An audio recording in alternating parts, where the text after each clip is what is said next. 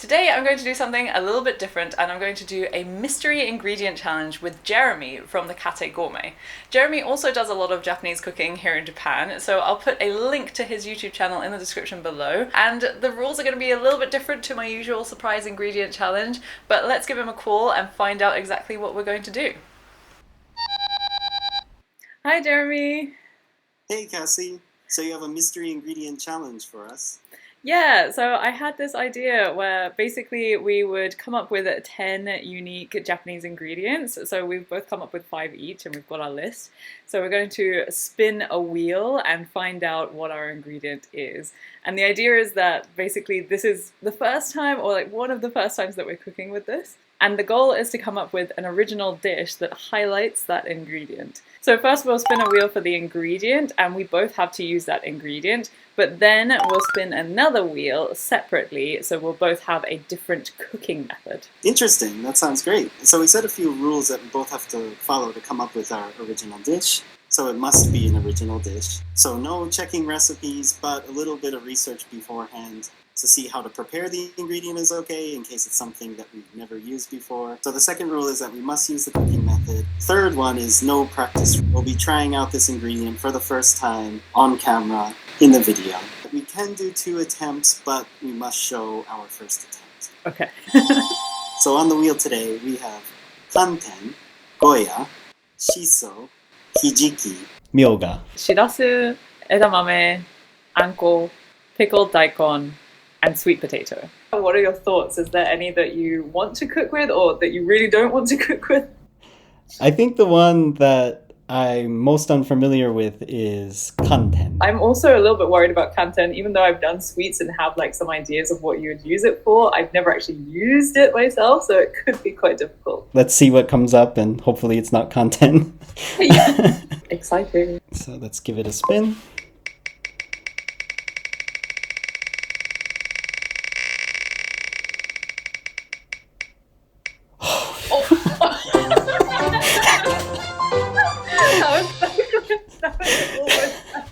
All right, so it's Goya. Goya! Oh my god! Well, at least it wasn't kanten. Yeah, I'm happy with Goya. I think it's a unique Japanese ingredient and definitely a great summer ingredient. So, have you cooked with Goya before? I think we both have Goya champuru on our channels, but other than Goya champuru, I haven't really cooked much with it. Okay, so now we've got to find out what our cooking method is. This could be the difficult part. If I have to do Goya in an oven, I don't... Let's see. Okay, so here are our cooking methods. So I'm going to pick one for Jeremy and then he'll pick one for me. Let's go.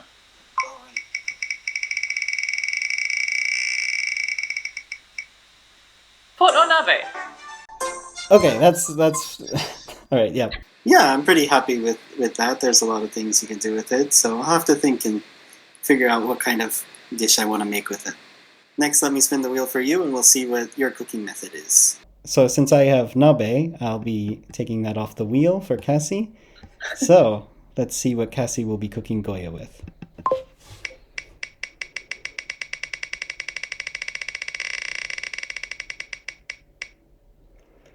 Oh! What? No!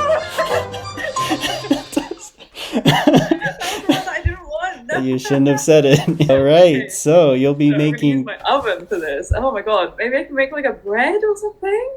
That sounds like an interesting idea. Like I guess like a Goya pizza wouldn't be too bad. Okay, well, I do like baking, so I guess I'm kind of excited to give it a go with a Goya bake. I'm not really sure what's going to happen, but I'm also really excited to see what you end up making. Likewise, I look forward to seeing what you make with Goya. Okay, well, let's go shopping. All right, Bye! let's do it. Bye. So after a little bit of thinking, I have decided to go for a Goya pizza because I feel like a Goya bread is just going to be a little bit too bitter and a little bit too weird and I'll have to eat it for the entire week. So now let's go to the supermarket and get my ingredients.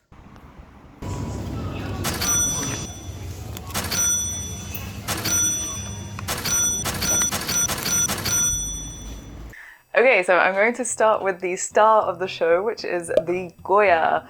And this is actually also known as a bitter gourd, and it really does live up to its name. It is bitter. So I'm going to start off by trying to dull down some of the bitterness. So first I'm going to cut off the top, and then I'm going to cut it in half, and then I'm going to scoop out all of the flesh and the seeds, because this is the most bitter part. Then I'm going to cut it into small slices, maybe about 1/2 centimeter in thickness. And I'm going to cover those slices in salt, sugar, and sake for 15 minutes to try and draw out some of that bitterness. So what I'm worried about with this Goya pizza is not actually the preparation of the Goya itself. We've already done that part. What I'm worried about is whether the Goya is going to go well with the rest of the pizza ingredients. So whilst this was doing its sort of pickling thing, then I grated up some cheeses. So I've got a mozzarella, a Gruyere, and a cheddar. And I'm going to try baking those, because apparently the more fats and oils that you put with the Goya, then the less harsh that bitterness is. And I may have already taste tested before the taste test of the cheese. But first I'm just going to give these a quick rinse. So I have my little Goya and cheese tasters here. But this one is plain mozzarella and Goya. Then this one has a bit of pancetta, olive oil, Gruyere, cheddar, and this one has a mix of all 3 cheeses. And I have written that down so that I don't forget. Okay, so I had quite a bit of difficulty trying to get that cheese off of the foil. I probably should have used paper like I will for the pizza. But I have managed to get them off, some more successfully than others. And they're also incredibly crisp. If these taste good, they could be a new snack. So let's give them a taste. I'm going to write down which one I think works the best, starting with just the plain mozzarella. Pretty salty. It's actually not too bad. They kind of complement each other. Now we'll see what it's like with the pancetta as well. I actually think that works really well together. The bitterness of the gourd almost brings out the flavors of the pancetta.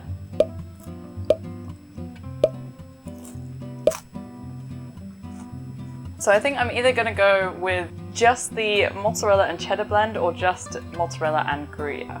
Okay, but whilst I'm sort of sitting on that, then I'm going to go and make the dough.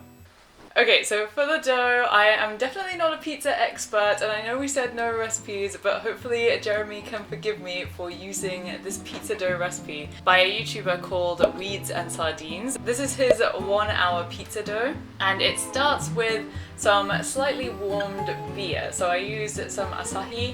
It's a pretty light beer. I probably should have gone for something a bit stronger in flavor, but well, we're keeping the Japanese vibe to it, I guess. So it starts with 350 grams of flour, to which we add our salt and sugar, our yeast, then add in the beer. So this beer is apparently to give it that extra yeasty flavor, because we're not doing this as an overnight dough, and a bit of olive oil to smooth it out.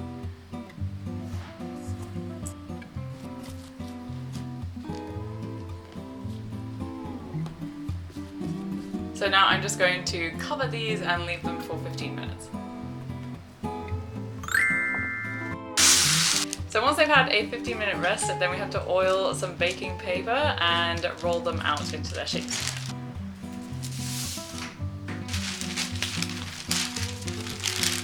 It seems really thick. I hope it's not too thick.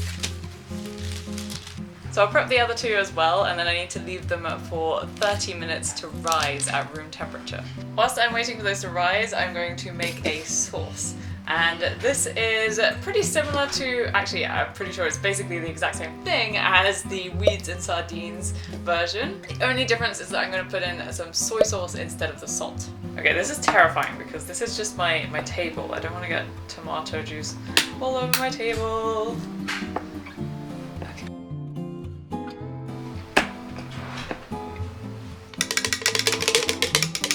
So to this I need to add my soy sauce, sugar, basil, oregano, chili flakes, and garlic powder. Oh, and I almost forgot my tomato paste. Excuse me whilst I go and blend this in the kitchen. Ta-da! Okay, so it's been 30 minutes and I can see that my pizza has slightly poofed up. I ended up going with the mozzarella and Gruyere mix. Cheese. I love cheese. That's all. I just love cheese.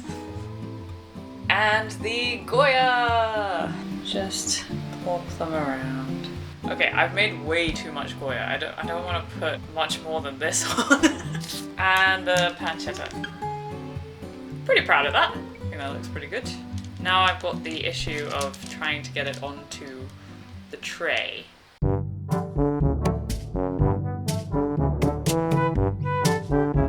I just spent all that time trying to get it onto a separate thing when actually he just left it on the parchment paper.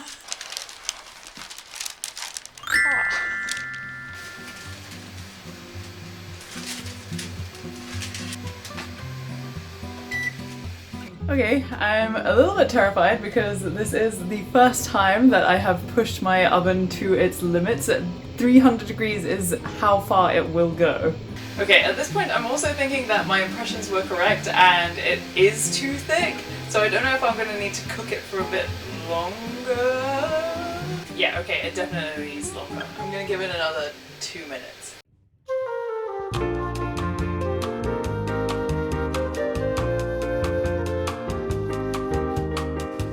Okay, honestly, this is a bit of a monstrosity, but let's give it a taste. Let's see what I made.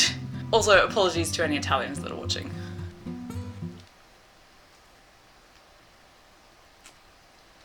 You know what? It's not bad. It's still very white underneath and kind of bready. I mean, it would help if I had a pizza stone. But actually, it tastes pretty good in my opinion.